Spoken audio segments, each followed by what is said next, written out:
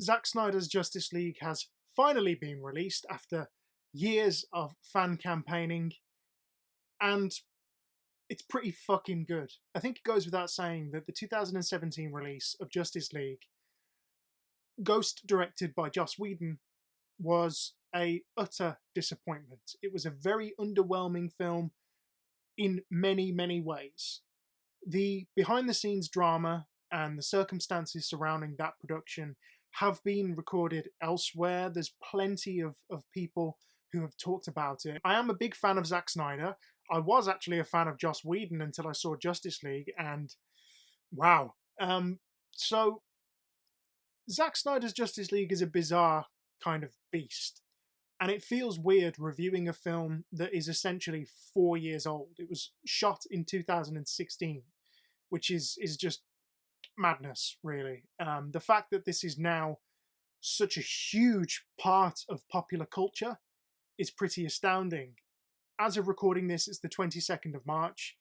The film came out 4 days ago, pretty much everywhere where you can stream movies. So, for example, in Australia, it's out on Binge.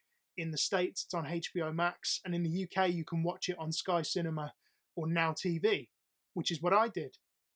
And it's a 4-hour movie, and it's also presented in a 4:3 aspect ratio, which is meant to maintain the frame size of an IMAX screen. So it's essentially kind of a tall image as opposed to a wide image. You do get used to the framing after about 2 minutes. Not that I really mind 4:3 aspect ratio anyway. I know that the length of the film has been subject to a lot of criticism, but it is split up into chapters.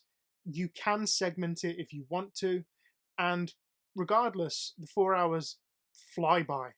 I honestly could have had 4 more. In 2017, during post-production, Zack Snyder unfortunately had to leave production due to his daughter Autumn committing suicide. And even leading up to that, he'd been at kind of loggerheads with the studio and had compromised his vision significantly, but couldn't fight anymore after his daughter's death. Joss Whedon was brought in to rewrite some scenes and do some reshoots. I think at the time it was reportedly small, but obviously when you went to see the film, like I did on midnight release in November of 2017, you were floored by just how much of the film was a reshoot. And as many others have sort of chronicled, you can tell how much is a reshoot simply by looking at Henry Cavill's top lip. As it's been widely reported, Henry Cavill had a mustache when he was brought back for reshoots due to his commitments to Mission Impossible Fallout. So some very unfortunate visual effects artists had the thankless task of removing said mustache from Superman. And obviously it was a horror show. It was hugely disappointing. It had a mandate to be 2 hours long. And it's funny because at the time, me and a lot of my friends, we were kidding ourselves saying that we really enjoyed it. I even said in my review for this channel, it's pretty great and I kind of loved it. So even then, something in the back of my mind wouldn't allow me to commit to an actual review of the film, an actual opinion.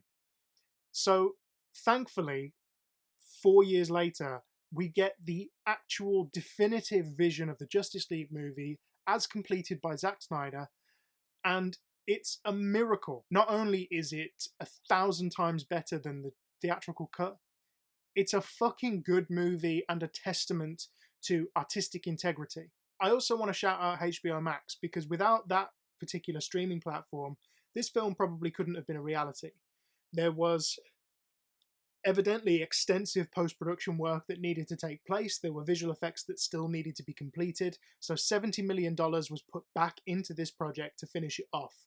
That also included bringing Tom Holkenborg back, Junkie XL, to finish his score for the film. Reportedly, Tom Holkenborg had a score for the film before, and then he was replaced by Danny Elfman, which at the time seemed like an inspired choice, but obviously we all know how underwhelming that particular score was. So apparently when Junkie XL or Tom Holkenborg was brought back on the project, he threw his old score out and rescored from scratch, which is insane because the score itself is 54 tracks. It's 4 hours long just on its own. So it's mental. But what I will say, and I'll start off with the score, is it is a fantastic score. It's really fitting for the visuals that you're seeing. I think it has a really triumphant, kind of hopeful and optimistic tone to it, as well as having the kind of signature loud noises and distorted guitars that you'd come to expect from Junkie XL from his Mad Max Fury Road score, as well as things like Mortal Engines and Deadpool, and also, of course, he worked alongside Hans Zimmer on Man of Steel and Batman vs Superman. And speaking of, it's great to hear the Hans Zimmer score come back, and it's also great to have a slightly different Batman theme because he's not this angry murderer that he was in Batman vs Superman. I will also say that The Flash probably gets some of the best score moments, but they also tie into the story beats. The story is the same in a lot of ways. It has a lot of the same story beats and set pieces, and ultimately you kind of reach the same conclusion, albeit there's a lot of different things along the way. The fact that the start of the movie, like the first shot of the movie, is Superman dying at the end of Batman v Superman, shows you that it's a very different film. And it also shows that it ties more so into Batman v Superman, and similarly, Batman v Superman also starts at the end of Man of Steel. So you've got this long flowing storyline that clearly ties into each other. Now, I don't necessarily think you need to have seen Man of Steel and Batman v Superman to fully get Justice League. I do still think it will give you a much better understanding, a much richer understanding of these characters, their motivations, and you'll obviously be able to see the full arc. And that's another thing I want to say in terms of character motivations and arcs. I feel like every single character has a part to play, whereas in the 2017 theatrical cut, characters are just kind of there. Like, the Flash doesn't really do much in that movie other than make quips and push around a Russian family. And Aquaman just kind of bullies the rest of the team in a way. Now, I'm not saying Joss Whedon is the only person to blame. There's a lot of people at the higher up positions in Warner Brothers who clearly have a lot to answer for. But the 2017 Justice League, as I say, in terms of their character motivations and character arcs, they're non-existent. The only one that kind of sticks the landing is Ben Affleck as Batman in the theatrical cut. He does still kind of reach the same conclusion in terms of being more optimistic and hopeful and recognizing Superman as a beacon of hope and kind of feeling guilty about his mistakes that he made in Batman v Superman. But kind of the rest, they don't really have any sort of character arc. Superman comes back in this movie as he did in the theatrical cut, but the circumstances surrounding it, the story, the build-up, everything is different, even down to the suit. As you've seen in the trailers, he's wearing a black suit. It isn't explained in the film as to why he's wearing the black suit, but you can read into it and think, well, the black suit is kind of the same sort of clothing that Kryptonians wore at the beginning of Man of Steel. Jor-El wore a black suit underneath his armor. Zod wore a black suit underneath his armor. It's kind of the sort of undergarments of the Kryptonian world, and I suppose in a way he wants to feel closer to his father or his fathers. If that's the way you want to read into it, I think that's beautiful. The final battle is also completely different. The stakes are higher because you understand and respect these characters, you understand their motivations, their character journeys. The score is obviously far more effective in the final battle. It's not as underwhelming and derivative as Danny Elfman's score from the theatrical cut. The effects are much better. Obviously, the landscape is different, the color grading is different, and the inclusion of a black-suited Superman is just badass. His introduction in the final battle is 10 times better than the weird "I'm a fan of truth, but I'm also a big fan of justice" line that Joss Whedon threw into the theatrical cut. It's just 100 times better, 1,000 times better. I think the bottom line is, if you're a Zack Snyder fan, or at the very least you enjoyed Man of Steel and Batman v Superman, you're going to enjoy this movie. I think if you even liked the theatrical cut, you're probably going to like this movie, but I think if you didn't like any of those, you're probably not. This isn't necessarily going to win you over, and I don't think it needs to. I hope it gets a theatrical run. I want to go and see it in the cinema with my friends. Steppenwolf's design is great as well. Obviously, it's the same design that we saw in the bonus clip from Batman v Superman when Lex Luthor is in the Kryptonian ship. I just think everything about the film is essentially better. And I think it goes without saying that it's better. Even if you're not a fan of these films, even if you're not a fan of Zack Snyder, I think it's important that a director gets to complete his vision. You hired this director for a specific reason, because of his vision, because of his storytelling. And to lose faith in a director, as heartbreaking as that is, it should never happen. I think, especially with Zack Snyder, he's worked with Warner Brothers for countless years. He obviously produced 300. That was the first movie with them, as far as I can recall. And ever since, he's produced incredible work, but he's also not really compromised his own vision.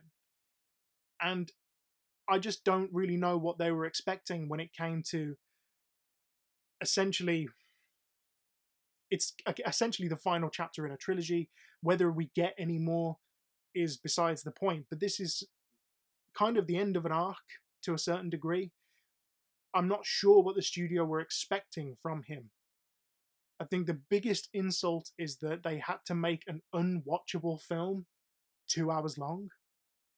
And I find it really hard to believe that people watched the 4-hour cut of Justice League, or even the compromised 2.5-hour Justice League that Zack Snyder was still a part of, and still decided to reshoot a ton of stuff and remove a ton of stuff.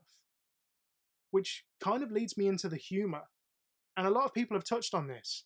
Zack Snyder's Justice League is actually funnier than the Joss Whedon Justice League. Which I never thought I would say. Regardless of how you feel about Joss Whedon as a person, and believe me, I have a lot to say about him, I've always found him to be quite a witty writer. I've always really enjoyed his writing, from Buffy the Vampire Slayer all the way up to things like Firefly, and then of course the Avengers and Serenity and various other pieces of popular culture that he's been a part of, even down to comic books. I've always really appreciated his kind of voice. So the fact that Justice League isn't even funny leads me to believe that he was just purposefully brought on to sabotage a movie that has Zack Snyder's name on. And I think that's the important takeaway, is if Zack Snyder's Justice League is this good, then who else was a part of the sabotage of the theatrical cut? Because they very easily could have cut this 4-hour movie down to about 2.5 hours, released it, and have it be that. The fact that they spent potentially an extra $100 million or whatever the fucking figure was on reshoots, it fries my brain to think about that.